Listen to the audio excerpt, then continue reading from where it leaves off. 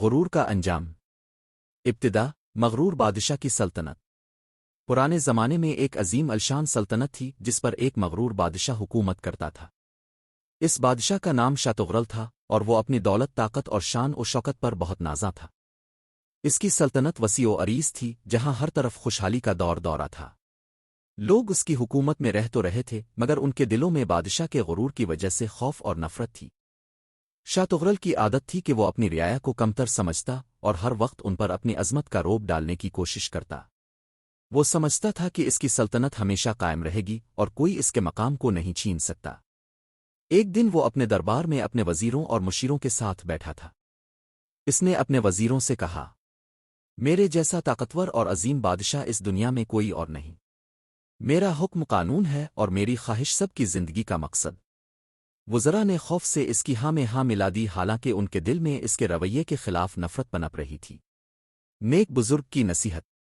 شاہ تغرل کے غرور کی باتیں پورے علاقے میں مشہور تھیں۔ ایک دن ایک نیک بزرگ بادشاہ کے دربار میں پہنچے۔ وہ عاجزی اور سادگی کے ساتھ بادشاہ کے سامنے کھڑے ہوئے اور کہا، بادشاہ سلامت! اللہ کی نعمتیں ہمیشہ کے لیے نہیں ہوتیں۔ جو لوگ غرور کرتے ہیں ان کا انجام بہت برا ہوتا ہے۔ اللہ غرور کو پسند نہیں کرتا۔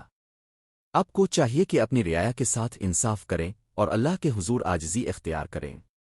یہ سن کر شاہ تغرل غضبناک ہو گیا۔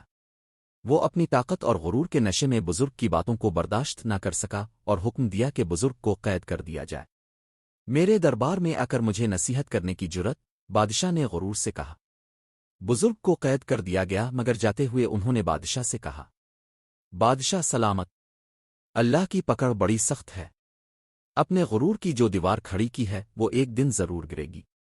بادشاہ کی ناانصافیاں اور ظلم۔ بادشاہ کا غرور دن بدن بڑھتا گیا۔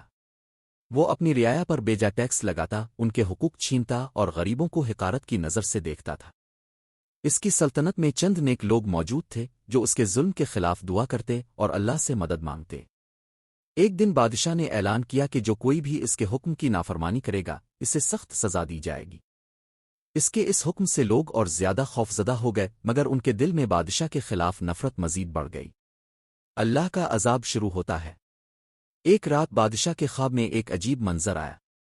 اس نے دیکھا کہ اس کی سلطنت برباد ہو رہی ہے، محلات گر رہے ہیں اور لوگ اس کے خلاف کھڑے ہو گئے ہیں۔ وہ خواب سے ڈر کر جاگ گیا مگر اسے اپنی غلطیوں کا احساس نہ ہوا۔ چند دن بعد سلطنت میں عجیب و غریب واقعات ہونا شروع ہو گئے۔ بارش رک گئی، زمینیں بنجر ہونے لگیں اور کھیتیاں سوکھ گئیں۔ سلطنت میں قحط کا سامنا ہوا اور لوگ بھوک سے مرنے لگے۔ بادشاہ نے اپنی دولت اور خزانے کے بل پر قحط کو روکنے کی کوشش کی مگر کوئی فائدہ نہ ہوا۔ غرور کی دیوار کا گرنا۔ بادشاہ کی سلطنت میں قحط کے بعد وبائیں پھیلنے لگیں۔ جو لوگ کبھی بادشاہ کے حکم پر جان دینے کو تیار تھے وہ اب اس کے خلاف ہو گئے تھے۔ بادشاہ کا غرور ٹوٹنے لگا مگر وہ اپنی انا چھوڑنے کو تیار نہ تھا۔ ایک دن اس کے قریبی وزیر نے کہا، بادشاہ سلامت! اپنے ہمیشہ اللہ کی نعمتوں پر غرور کیا اور اپنی رعایا کے ساتھ ظلم کیا۔ یہ سب اللہ کا عذاب ہے۔ آپ کو چاہیے کہ اللہ سے معافی مانگیں اور لوگوں کے حقوق لوٹائیں۔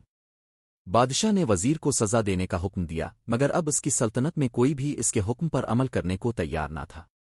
بادشاہ کی توبہ۔ ایک دن بادشاہ تنہا محل کے باغ میں بیٹھا ہوا تھا۔ اس نے اپنے آس پاس کی بربادی کو دیکھا اور اپنے دل میں پہلی بار اللہ سے معافی مانگنے کی خواہش پیدا ہوئی۔ وہ باغ کے کونے میں بیٹھ کر رونے لگا اور اللہ سے دعا کی، اللہ! میں نے بہت ظلم کیا، بہت غرور کیا۔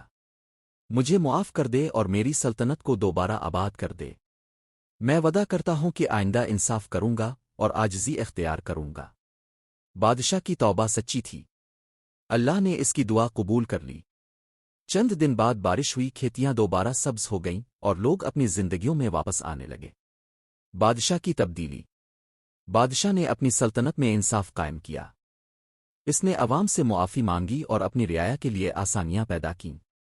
وہ بزرگ جنہیں قید کیا گیا تھا انہیں عزت کے ساتھ محل میں بلایا گیا اور ان سے نصیحت لی گئی۔ بادشاہ نے اپنی باقی زندگی اللہ کی عبادت اور اپنی رعایا کی خدمت میں گزاری۔ اس کی سلطنت دوبارہ خوشحال ہو گئی اور لوگ اسے ایک نیک اور انصاف پسند حکمران کے طور پر یاد کرنے لگے۔